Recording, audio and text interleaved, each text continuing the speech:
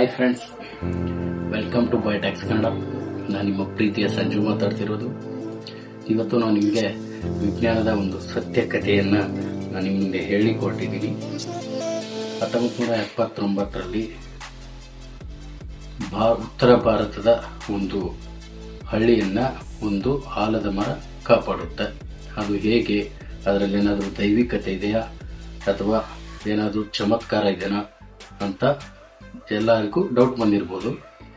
ಅದರಲ್ಲಿ ಏನೂ ಇಲ್ಲ. ಅದರಲ್ಲಿರೋದು ಪ್ರಾಪರ್ ಆಗಿ ವಿಜ್ಞಾನದ ವಿಸ್ಮಯ ಅಂಡ್ ವಿಜ್ಞಾನದ ಸತ್ಯಕತೆ. ಅದು ಏನು ಅಂತಕ್ಕದ್ದನ್ನು ನನ್ನ ಮುಂದೆ ಈ ವಿಡಿಯೋದಲ್ಲಿ ಹೇಳ್ತೀನಿ.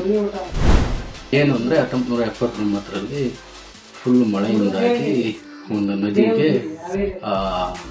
ನದಿಯ ದಡದಲ್ಲಿರ್ತಕ್ಕಂಥ ಒಂದು ಹಳ್ಳಿಗೆ ಫುಲ್ ಪ್ರವಾಹ ಬಂದು ಜನಜೀವನ ಅಸ್ತವ್ಯಸ್ತ ಆಗಿರ್ಬೇಕಾದ್ರೆ ಇನ್ನೇನು ಹೆಂಗಪ್ಪ ಜೀವನ ಮಾಡೋದು ಅನ್ನೋ ರೀತಿಯಲ್ಲಿ ಇದ್ದಾಗ ಮಳೆಯಿಂದಾಗಿ ಫುಲ್ ಪ್ರವಾಹ ಬರ್ತಾ ಇರುತ್ತೆ. ಆ ಪ್ರವಾಹನ ಒಂದು ಆಲದ ಮರ ಉಳಿಸುತ್ತೆ. ಹೇಗೆ ಅಂದರೆ ಫಸ್ಟ್ ಇದರಲ್ಲಿ ಏನು ವಿಜ್ಞಾನದ ವಿಷಯ ಇದೆ ಅಂತಕ್ಕಂಥದ್ದನ್ನು ವಾಟರ್ ಅಬ್ಸಾರ್ಪ್ಷನ್ ಆಗುತ್ತೆ. ಅಂದರೆ ನೀರನ್ನು ಹೀರಿಕೊಳ್ಳುತ್ತೆ. ಅಂದರೆ ಅದರಲ್ಲಿ ಏರಿಯಲ್ ರೂಟ್ಸ್ ಇರುತ್ತಲ್ಲ, ಆ ಏರಿಯಲ್ ರೂಟ್ಸು ನೀರನ್ನು ಹೀರಿಕೊಳ್ಳುತ್ತೆ. ಮತ್ತು ಮಣ್ಣಿನ ಸವೆತ, ಸಾಯಿಲ್ ಎರೋಷನ್ ಕೂಡ ಆಗುತ್ತೆ.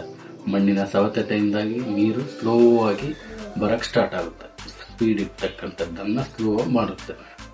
ಮೂರನೇದು ಲಾರ್ಜ್ ಕಾಲೋನಿ, ಅಂದರೆ ವಿಶಾಲವಾದಂಥ ಅದರ ಆಲದ ಮರದ ಬೇರುಗಳು ತುಂಬ ವಿಶಾಲವಾಗಿ ಇರೋದ್ರಿಂದ ಆ ವಿಶಾಲವಾದ ಅದರ ನೀರನ್ನು ಬರ್ತಕ್ಕಂಥ ಸ್ಪೀಡನ್ನು ಸ್ಲೋ ಆಗಿ ಬರೋಕ್ಕೆ ಇದನ್ನು ಹೆಲ್ಪ್ ಮಾಡುತ್ತೆ. ಅದರಿಂದಾಗಿ ಆ ಹಳ್ಳಿ ಅವತ್ತು ಪ್ರವಾಹದಿಂದ ಪಾರಾಗುತ್ತೆ. ಅಂಡ್ ಇವಾಗಲೂ ಕೂಡ 1979ರಿಂದನೂ ಕೂಡ ಆ ಹಳ್ಳಿ ಜನ ಇವತ್ತಿಗೂ ಕೂಡ ಆಲದ ಮರನ ದೇವರು ಅಂತ ಪೂಜಿಸ್ತಾರೆ. ಇದರಿಂದ ತಿಳಿತಾ ಇರ್ತಕ್ಕಂಥ ವಿಸ್ಮಯ ಏನು ಅಂದರೆ, ನೇಚರ್ನ ನಾವು ಕಾಪಾಡಿದರೆ ನೇಚರ್ ನಮ್ಮನ್ನು ಕಾಪಾಡುತ್ತೆ. ಅದಕ್ಕೋಸ್ಕರ ಹೇಳೋದು, ಹಸಿರು ಉಳಿಸಿ ನಾಡು ಬೆಳೆಸಿ ಅಂತಕ್ಕಂಥದ್ದನ್ನು ಹೇಳ್ತಾ, ಇನ್ನು ಮುಂದೆ ಇಂಥ ವೀಡಿಯೋಸ್ಗೋಸ್ಕರ ನಮ್ಮ ಬಯೋಟ್ಯಾಕ್ಸ್ ಕನ್ನಡನ ಫಾಲೋ ಮಾಡಿ, ಸಬ್ಸ್ಕ್ರೈಬ್ ಮಾಡಿ ಅಂತ ಹೇಳ್ತಾ, ಥ್ಯಾಂಕ್ಸ್.